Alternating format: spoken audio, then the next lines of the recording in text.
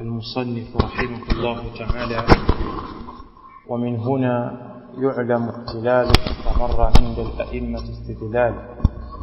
na kutokea hapa panajulikana kule kutokuwa sawa, ikhtilal, kupatikana mapungufu inda a'immati al-istidlal, kwa maimamu wale wenye kutolea dalili, min qawlihim fi ba'd ma yastadilluna alayhi, katika leta mkolao katika baadhi ya yale wanayotolea dalili bil ijma'i, kwamba mambo hayo yamepita kwa ijma'i ya umma.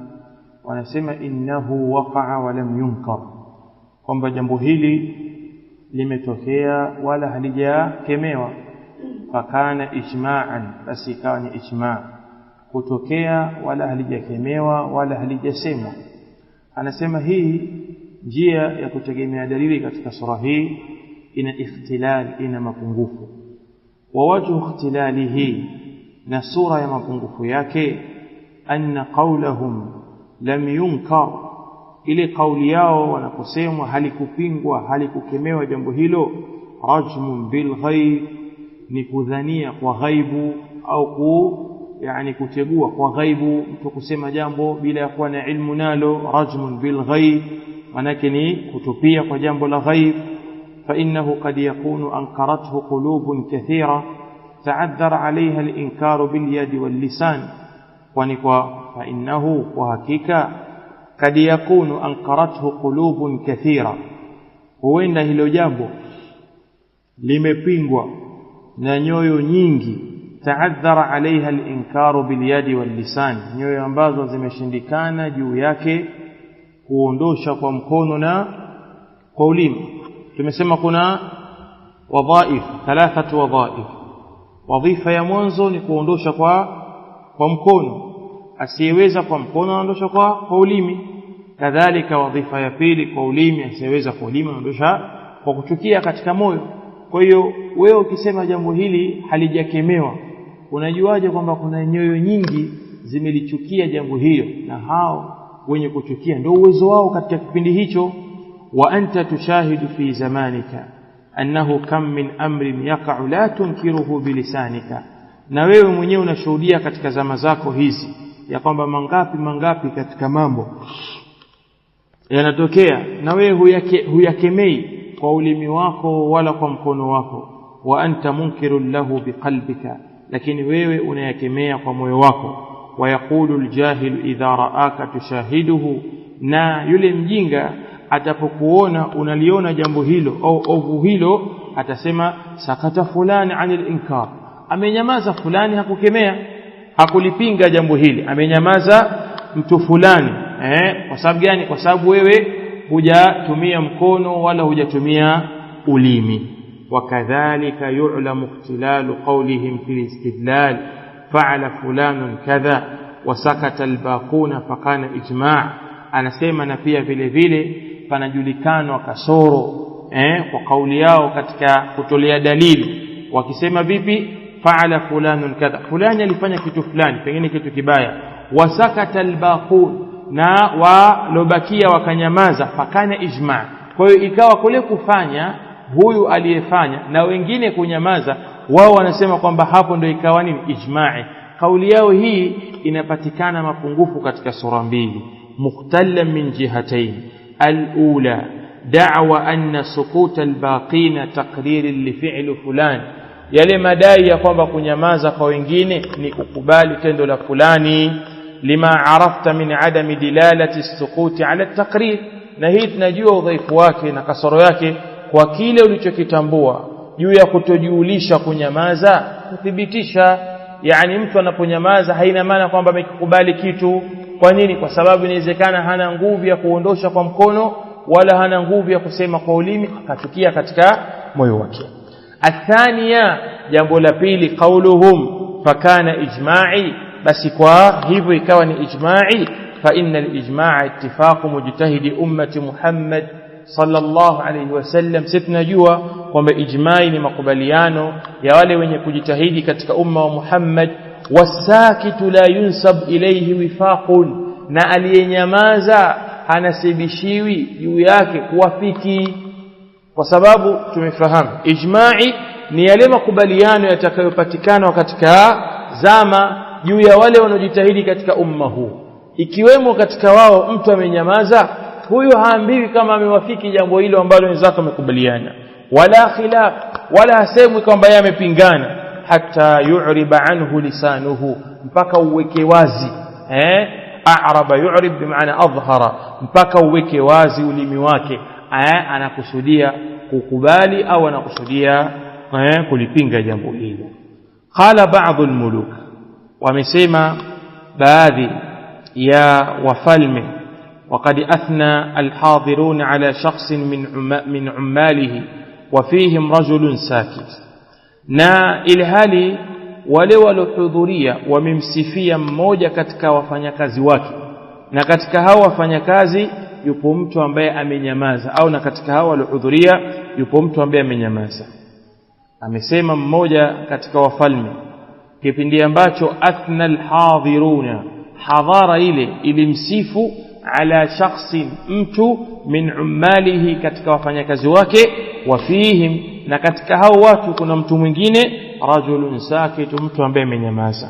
Malaka la taqulu kama yaqulun, akaambwa uona nini, mbona husemi kama wanavyosema wao? Faqala, akasema in takallamtu khalaftuhum, ikiwa mimi nitazungumza nitapingana nao. Kwa hiyo nimeona bora nyamaze tu, ikiwa mimi nitaongea nitapingana nao. Kwa hiyo hii inaashiria wazi ya kwamba dalilun ala annahu la yarda biqawlihim wa ma'a dhalika fahuwa sakit, dalili kwamba huyu haridhii kauli yake na kauli yao, yani hajaridhia yale ambayo wao wameyasema, lakini pamoja na haya amefanyaje? Amenyamaza. Kama huyu al-Malik asingemuuliza asingejulikana. Kwa hiyo huwezi kusema kila aliyenyamaza amewafiki katika jambo. Kwa hiyo hii sio hoja wanayotumia ahlul ahwa. Fama kullu sukutin ridha, haikuwa kila kinyamazo ni kuridhia. Fa inna hadhihi munkaratun assasaha man biyadihi as-sayf was-sinan, kwa sababu haya maovu yameasisiwa na yule ambaye katika mkono wake kuna panga, sinan, panga. Wa dima'ul ibadi wa amwaluhum tahta lisanihi wa qalami, na damu za waja na mali zao zipo chini ya ulimi wake na kalamu yake. Wa a'radhuhum tahta qawlihi wa kalamihi, na heshima zao zipo chini ya kauli yake na nini, kalima yake. Nini maana maneno haya? Anasema jambo la mwanzo, sio kila kinyamazo ni kuridhia.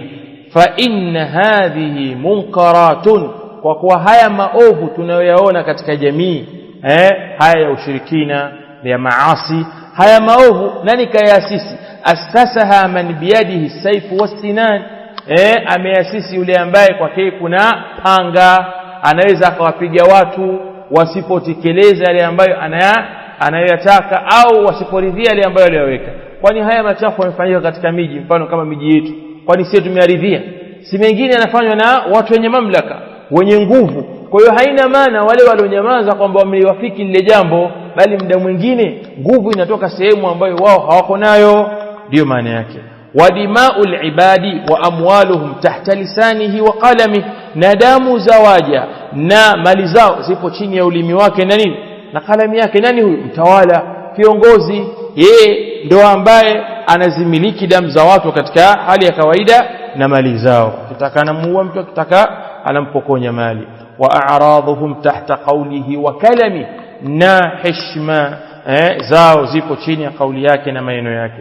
Fakaifa yaqwa fardun min al-afradi ala daf'ihi amma arada, vipi atakuwa na nguvu mmoja katika wale memba juu ya kuondosha kwake kile asichokitaka? Wewe umeamka leo unasikia kuna baa, au unasikia kuna maasi, unasikia kuna uovu ambao una nguvu kutoka katika vyombo husika. Sasa wewe peke yako huwezi kuondosha ule uovu peke yako, wewe kama peke yako.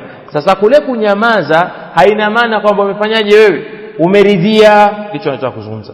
Fa inna hadhihi alqibar walmashahid allati sarat a'zam dhari'atan ila ash-shirki wal-ilhad, kwani haya makubwa na haya makaburi yaliyojengewa ambayo imekuwa ni mwanya mkubwa wa kuelekea katika shirki na ukafiri. Wa akbar wasilati ila hadam alislam wa khurab bunyanihi, na ni katika njia iliyokuwa kubwa zaidi ya kuuvunja Uislamu na kuharibu jengo lake.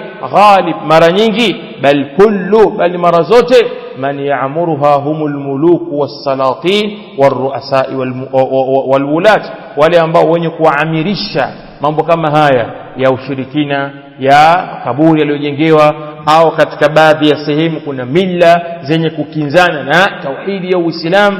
Basi haya mambo yanaimarishwa na nani? Humul muluku, na wafalme, was-salatin, na masultani, war-ru'asa, na maraisi, walwulatu, na wale watawala, Kwa hiyo kauli yao hii ni batil. Anasema imma ala qaribin lahum au ala man yuhsinuna adh-dhanna fihim, imma jambo hilo liwe kwa mtu wa karibu au kwa yule ambaye wao wanamdhania dhana njema, min fadilin, katika mtu mbora, au alimin, au mtu msomi, au sufiyin, au mtu ambaye ni sufi, au faqirin, au sheikhin, au kabir, au maskini, au shekhi, au kabir. Anasema imma ala qaribin. Nini maana maneno haya? Yani imma ala qaribin, yani imma hayo makaburi na hayo mashahidi walqubab wanayajenga hao wafalme na watawala kwa mtu wao wa karibu. Sawa, mtu kafa mzee wake atajenga sanamu kubwa atalieka. Kwa hiyo imma ala qaribin lahum au ala man yuhsinuna adh-dhanna fihi, au kwa yule ambaye wanamdhania dhana njema. Amekufa mtu mashuhuri maarufu, ikawa watu wanamdhania dhana njema, mfukia katika msikiti au wakamweka mbele ya msikiti, ikawa anaanza kufanya shirki. Min fadhilin, katika mtu mwenye ubora, au alimin, au sufiyin, au mtu sufi, au faqirin, au sheikhin kabir. Wayazuruhu an-nasu alladhina ya'rifunahu ziyarat al-amwat, na watu wanawazuruha, wale ambao ya'rifunahu, wanamtambua huyo, wanamtufu na kumzunguka, ziyarat al-amwati, wa ziyara ya wafu.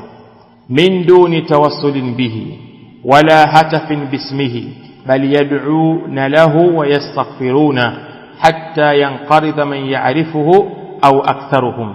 Anasema haya yanapotengezwa yale makaburi na mashahid ya wale watu ambao ni watu wa jamaa zao wa karibu, watawala, au wale ambao wanawadhania dhana njema, au ni watu ambao walikuwa na cheo fulani, anasema hawa wanaenda kuwaomba min duni tawassulin bihi. Mtu anaenda kule katika kaburi basi na kutawassal na wao, kujikurubisha kwa Allah kupitia kwake. Wala hatfin bismihi, wala kulinadi na kulitakia msaada jina lake.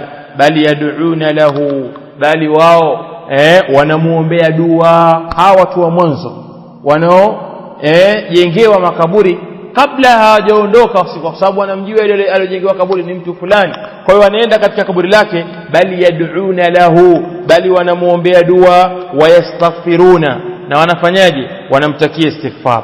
Hatta yanqaridha man ya'rifuhu, mpaka wanatoweka wale ambao wenye kumtambua kwamba huyu sio Mungu, ni shekhe fulani au mtu fulani kafa, au aktharuhum, au wengi wao. Fayati man ba'dahu, wanakuja aliyokuja baada yake. Fayajidu qabran kad shuyida alayhi albina, atalikuta kaburi ambalo lishatengezewa juu yake lile jengo. Shuyida alayhi albina, lishatengezwa lile juu yake jengo. Wasurijat alayhi ash-shumu', na zimemurikwa juu yake mishumaha. Makaburi yanaikuwa mishumaha usiku, unakuta yanang'aa. Wafurisha bil firashi al-faqir, na pashatandikwa tandiko lilokuwa la kifahari. Wa urkhiyat alayhi as-sutur, na pameondoshwa zile pazia. Urkhiyat, zimeregezwa zile pazia zile, kwa maana watu ni muda wao wa kuomba na kuona. Wa ulqiyat alayhi al-awrad waz-zuhur, na pashaikwa juu yake wardi mbalimbali na maua. Fayataqidu, anayekuja akayakuta haya sasa, fayataqidu anna dhalika linaf'i, basi akaitakidi kwamba jambo hilo linaleta manufaa, au lidaf'i dharrin, au kwa ajili ya kuondosha madhara. Wayatihi sadana yakdhibuna ala almayyit biannahu fa'ala wa fa'ala. Sasa hapa ndo wanakuja wale walinzi wa makaburini, mwambia uongo, wanamsemea uongo huyu maiti kwamba amefanya kitu kadha wa kadha, hali ya kwa mwanzo alikuwa ni mtu tu, pengine jamaa yake kiongozi, mtu wa karibu, au pengine alikuwa ni katika mtu anodhaniwa wema, au alikuwa ni msomi, au alikuwa ni shekhi wa kisufu. Lakini kinapotoweka kile kizazi ambacho kinamjua aliyezikwa pale, hawa wanakuja mbele, sheitani anawachezea. Na haya ndio ambayo ameyataja shekhe. Utakuta mtu anazaliwa, ameenda katika sehemu fulani, nakuta kuna mishumaa inawekwa, tara, kuna mapazia yanaondoshwa yale, kadhalika kuna maua yanawekwa, yani kaburi linafanywa kama mtu ambaye yuko hai. Sasa mtu anayekulia katika maisha kama hayo anajua kwamba hii ndio kheri, na huyu ni mtu mwema, bila shaka hawezi kufanywa haya kama si mtu mwema. Kuna wengine pia ni watu waovu wamezikwa, lakini watu hawajui kwamba hawa walikuwa ni watu waovu. Kwa sababu gani? Kwa sababu wale waliowafukia na kuwatukuza katika hayo makaburi mpaka wakaadhimisha washatoweka, hata kama pengine mwanzo hawakuwa wakiwaabudu wao. Lakini haya ndio madhara ya kuadhimisha vitu kama hivi. ويتيه السدنة يكذبون على الميت بأنه فعل وفعل.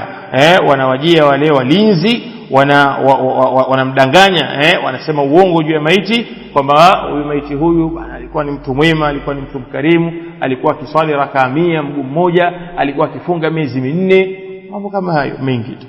Wa anzala bi fulani dhurr wa bi fulani naf'i, na akawa anaitakidi kwamba ameteremsha kwa mtu fulani madhara na kwa fulani mwingine akampa manfaa, hatta yaghrisu fi jibillatihi kulla batil, mpaka anamuoteshea katika mfuko wake kila batil.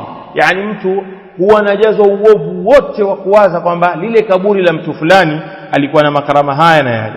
Walihadha al-amru thabata fil ahadithi an-nabawiyya, kwa ajili hii kwa amri hii pakathibiti katika hadithi za mtume, al-la'nu ala man asraja ala al-qubur, kulaniwa yule ambaye mwenye kuweka matungi juu ya makaburi, yani mwenye kuweka mwangaza, wa kataba alaiha wa bana alaiha, na pia kalaniwa yule ambaye mwenye kulijengea kaburi, na pia yule ambaye anaandika juu ya kaburi, na yule ambaye mwenye kulijengea kaburi. Wa hadithu dhalika wasi'a maarufa, na hadithi ya hizo ziko pana zinajulikana.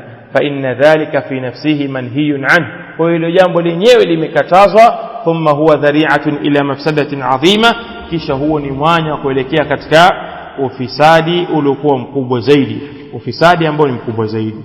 Fa in qulta, ikiwa utasema hadha qabru rasulillah, hili hapa kaburi la mtume wa Allah, qad umirat alayhi qubbatun adhima unfiqat fiha al-amwal, limeimarishwa juu yake kwa kuwekewa kubba iliyokuwa kubwa, na pia pametolewa mali nyingi. Mbona nyinyi mnasema haya mambo hayafai? Kaburi la mtume lipo katika sura hiyo. Hii ni shubha mpya ambayo wanayoisema wao, kwamba kaburi la mtume juu yake kuna qubbatun khadhara, na hayapingwi mambo haya. Vipi? Hiyo si hoja. Na unfiqat fiha al-amwal, zimetolewa ndani yake mali. Qultu, anasema hadha jahlun adhim bihaqiqati al-hal, bihaqiqati al-hal, huku ni kujingikiwa kukubwa na uhakika wa jambo, uhakika wa hali. Fa inna hadhihi al-qubba laysa bina'uha minhu sallallahu alayhi wasallam wala min ashabihi, kwa sababu qubba hili sio katika ujengaji wake yeye mtume sallallahu alayhi wasallam, wala katika masahaba wake, wala min tabi'ihim, wala katika matabi'ina, wala tabi'i tabi'in, wala min ba'dhi muluki misr al-mutaakhirin, wala anasema wala min ulama a'immatihi wa a'immati millati, wala si katika ulama wa umma wake na wa maimamu wa milla yake. Bal hadhihi al-qubba al-ma'mula ala qabrihi sallallahu alayhi wasallam min abniyati ba'd muluki misr al-mutaakhirin, bali hii qubba yenye al-ma'mula ambayo iliyowekwa ala qabrihi sallallahu alayhi wasallam, juu ya kabri lake mtume, min abniyati ba'd muluki misr al-mutaakhirin, ni katika yale majengo ya baadhi ya wafalme wa Misri waliokuja mwisho. Wa huwa Qalawun as-Salihi al-ma'ruf bil Malik al-Mansur, naye anaitwa Qalawun. Katika dola za Kiislamu kulipita zama ilikuwa inaitwa Daulatul Mamalik, ilikuwa wale watumwa wale watu huru wale ndio wanatawala katika jamii za Kiislamu. Sasa katika miji ya Misri kuna kipindi ilipatikana dola hizi sawa naitwa kama hivi Bargas, yani Bargas, lakini baadaye yeye ndo alopigana akaugomboa mji wa Misri akautoa katika dola tu Ayubia, ilikuwa imedhoofika, wakasimama. Baadaye alipokufa yeye ndo akaja huyu Qalawun ambaye anaitwa Qalawun Salih, anafahamika kwa al-Malik al-Mansur. Al-Malik Mansur katika mwaka fi sanati 78 wa 678 haya yalikuja. Kwa hiyo haya yalikuwa mabaki yale yaliyotengezwa katika nchi ya Misri, ndio yaliochukuliwa, kubba lake likapelekwa wapi? Katika kaburi la Mtume Madina. Mtume hausiki na haya kwa sababu Mtume kafa akazikwa katika chumba cha Aisha.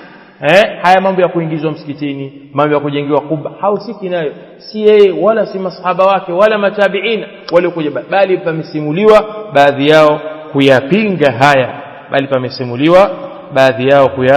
kuyapinga haya. Na haya pia ilikuwa katika wanasema zama za usuri al-Fatimiyya, dola ya Kifatimia ambayo ilitawala katika miji ya Misri. Na Allah amewapa nguvu watu wa Misri, mashaallah. Kuna baadhi ya misikiti mpaka leo ukienda unaikuta vile vile ilivyo, na nyumba iliyotengenezwa miaka 100 iliyopita nyuma au miaka 200 imeharibika. Utajua nyumba ina miaka zaidi ya 1000 au zaidi ya 800 na bado iko imara, na ukilitazama jengo hili utakufa, utaliacha kama vile lilivyo.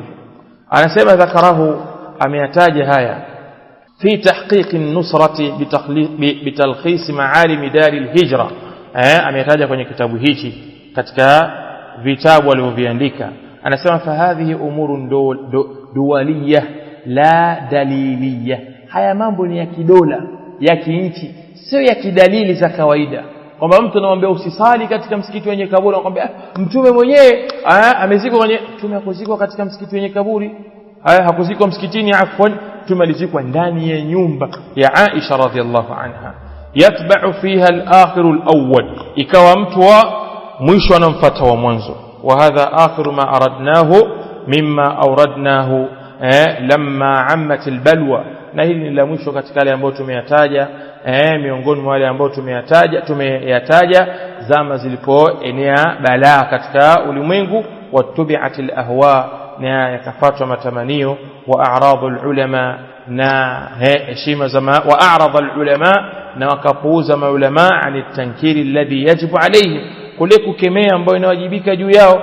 Wa malu ila malatil ammat ilayhi, na wao wakamili katika yale ambayo watu wa kawaida mimili kwa wao. Wasara almunkar ma'rufan, ikawa wema sasa ndo uovu, wal ma'rufu munkar, ikawa uovu ndo mwema, wal ma'rufu munkar, na wema kuonekana ndo muovu. Walam najid min al-a'yan nahiyan an dhalika wala zajiran, wala tukapata katika watu wenye heshima mwenye kulikataza hilo wala mwenye kuligombeza jambo hilo. Kwa hiyo shekhe katika maelezo yote ambayo tumeyataja ilikuwa ni kuradi baadhi ya shubha zenye kufungamana na ashabul qubur juu ya yale ambayo wanayoyasema, na hoja ya mwisho aliyomalizia kwamba haya mambo ambayo wao wanayafanya haya kupingwa na wala hayapingwi, isipokuwa wanayozungumza haya ni wachache. Kwa hiyo je, wote waliopita wamepotea? Na hii kunyamaza kwao haiashirii kwamba ni kujuzu kufanyika jambo hili. Na hayo maelezo ambayo tumeyatoa ya al-Imam As-San'ani yanajiweka wazi katika kuthibitisha ubatil wa itikadi ambayo wamekwenda nayo.